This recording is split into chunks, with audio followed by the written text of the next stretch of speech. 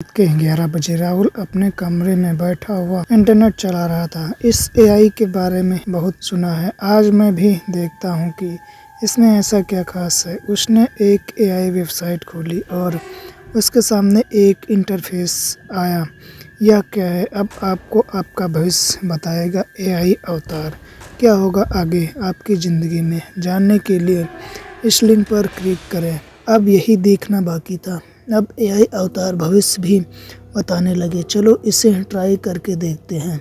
उसने लिंक पर क्लिक किया, तभी एक नया पेज ओपन हुआ और उसको एक एआई अवतार नज़र आया। मैं एआई अवतार एस्ट्रोलॉज बताएगा। आपको क्या जानना? मुझे बस 2 बातें जान। पहली यह कि मेरी जॉब कब लगेगी और दूसरी यह कि क्या फ्यूचर में रिया मेरी गर्लफ्रेंड बनेगी। इन दोनों सवालों के जवाब तुम्हें मिल जाएंगे, लेकिन तुम्हें एक गेम खेलना पड़ेगा। अपने किन्हीं 2 दोस्तों के नाम लो और फिर यह गेम स्टार्ट होगा।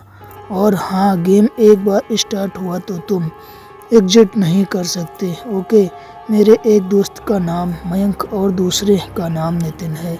ठीक है। कल शाम मयंक अपनी गर्लफ्रेंड के साथ मूवी देखने जाएगा और जब मूवी का 1 घंटा पूरा हो जाएगा तो मयंक की मौत हो जाएगी। यह सुनकर राहुल चौंक पड़ा। यह क्या बकवास है? यही गेम है। तुम्हें कल शाम अपने दोस्त मयंक के पास जाकर उसे इंटरवल होने से पहले हॉल से बाहर निकाल लेना है। अगर ऐसा नहीं किया तो उसकी मौत होना तय है। कल रात 10 बजे तुमसे फिर से मुलाकात होगी। यह कहते ही वो पेज अपने आप क्लोज हो गया। राहुल ने रिफ्रेश किया, लेकिन दोबारा वह ओपन नहीं हुआ।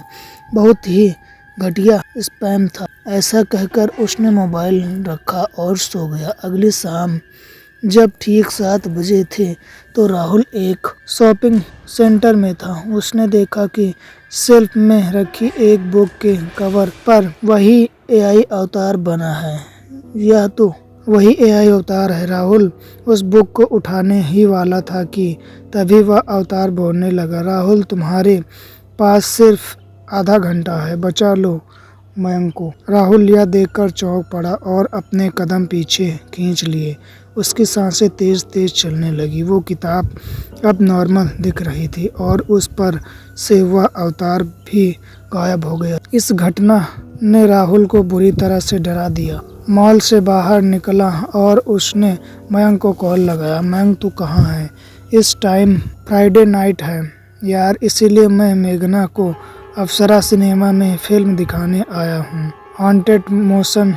ओह माय गॉड मयंक, तो अभी के अभी हॉल से बाहर आ जा, मत देख उस फिल्म को। अरे यार, हॉरर मूवी देख रहे हैं, मेरी बात को समझ। अगर तू अभी हॉल से बाहर नहीं आया तो तेरी मौत हो जाएगी। अच्छा मजाक है यार। यह कहकर मयंक ने कॉल कट कर दिया। तुझे खुद वहां जाना पड़ेगा।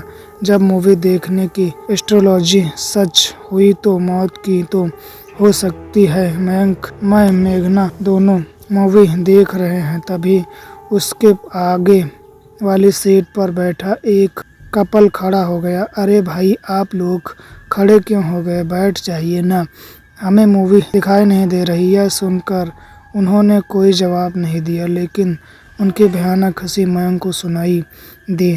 तभी उस लड़के और लड़की दोनों ने पीछे पलटा। मयंक को देखा। उन दोनों के चेहरे नीले पड़ गए थे और आंखें लाल लाल चमक रही थी। वो मयंक को देखते हुए भयानक तरह से मुस्कुरा रहे थे और उनकी जुबान से खून टपक रहा था। मयंक और मेघना चीखते हुए अपनी जगह से उठ खड़े हुए। इस तरफ राहुल भी हॉल में पहुंच चुका था। उसने जैसे ही हॉल का दरवाज़ा खोला, उसने अपनी आंखों के सामने बहुत ही खौफनाक मंजर देखा। मयंक का बिना सिर का शरीर जमीन पर पड़ा हुआ था। मेघना उसकी लाश के पास रो रही थी। राहुल के पैरों तले से जमीन निकल गई। रात के 10 बजे के टाइम पर अपने घर में बैठा यही सोच रहा था कि जो कुछ भी आज हुआ वो आखिर कैसे हो गया।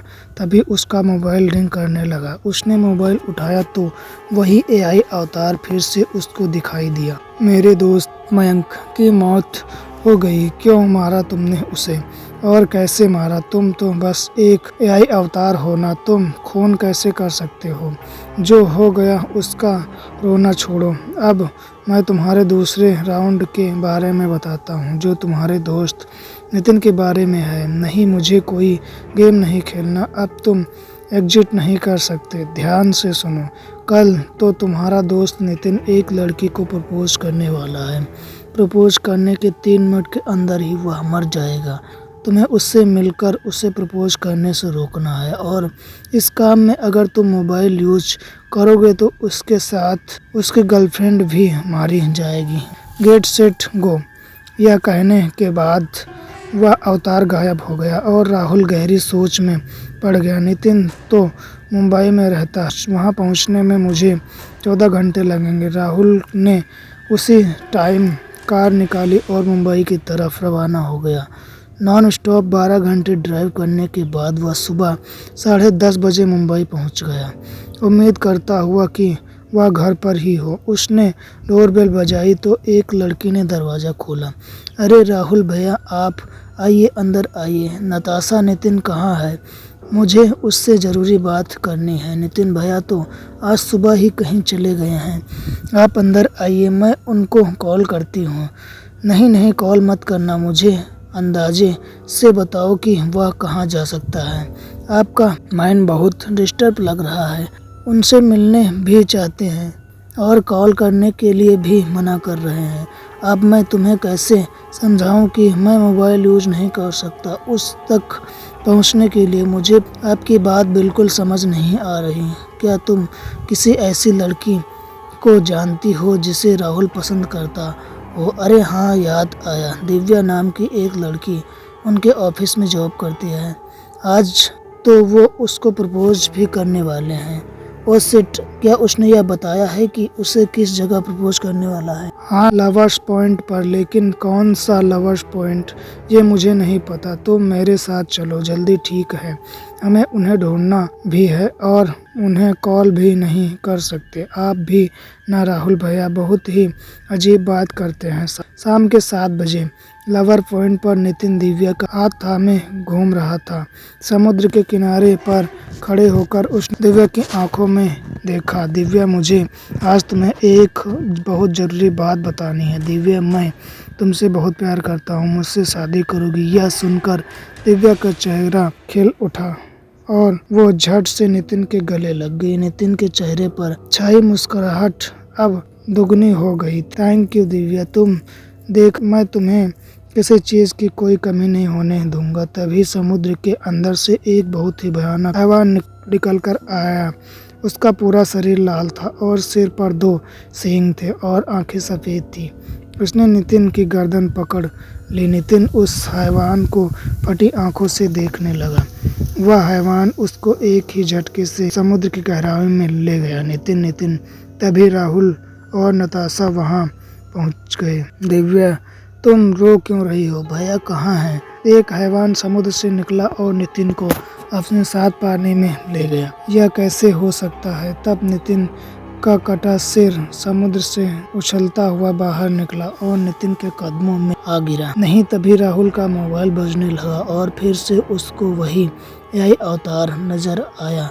राहुल, तुम तो इस राउंड में भी फेल हो गए, लेकिन कोई बात नहीं, अब तुम बस एक कदम की दूरी पर हो। ध्यान से सुनो, प्लीज रोक दो इसे।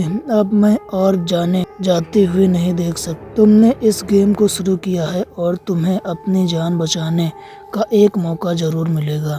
अब ध्यान से सुनो, कल रात 9 बजे तुम्हारे सामने जो भी इंसान आएगा, तुम्हें उसे जान से मार देना होगा। अगर तुमने ऐसा नहीं किया तो उसकी जगह तुम मारे जाओगे। राहुल यह सुनकर दहशत में आ गया। वह उसी टाइम वापस अपने घर की ओर निकल गया। किसी को अपने सामने आने ही नहीं दूंगा। ना मैं किसी को मारूंगा और ना ही अपने आप को मरने दूंगा। वह अपने घर पहुंचा और अपने कमरे में बंद हो गया। घड़ी की सुई जैसे जैसे 9 की तरफ बढ़ रही थी, उसके दिल का डर भी बढ़ता जा रहा था। यकीन नहीं होता कोई एआई अवतार कैसे किसी की जान ले सकता है। राहुल, तुम चीटिंग कर रहे हो, यह अच्छी बात नहीं है। आवाज सुनकर वो चौंक पड़ा। उसने मोबाइल निकाला और स्क्रीन पर वही एआई अवतार दिखाई दिया। क्यों परेशान कर रहे हो मुझे? मेरे 2 दोस्तों को मार डाला। कौन हो तुम? तुम ऐसा क्यों कर रहे हो? क्या मैंने एआई यूज करके गलत कर दिया? गलती वह भी बहुत बड़ी है। आज एआई घोस्ट बना हुआ सिर्फ तुम जैसे लोगों की वजह से, जिनको एआई यूज करना अच्छा लगता है। राहुल अब उसकी बात को गौर से सुनने लगा। मैं एक वॉइस आर्टिस्ट हुआ करता था, कई यूट्यूबर यूज करते हैं, और मेरे एक चैनल ने मेरी आवाज़ छोड़कर एआई की आवाज़ यूज करना शुरू कर दिया। मुझे इसका बहुत बुरा झटका लगा। फिर एक के बाद एक सभी चैनल्स ने मेरी आवाज़ की जगह एआई की आवाज़ लेनी शुरू कर दी। मेरे पास जितने भी पैसे थे धीरे धीरे सब खत्म हो गए। मैं वॉइस आर्टिस्ट था, इसीलिए कोई और काम करना मुझे गवारा नहीं था।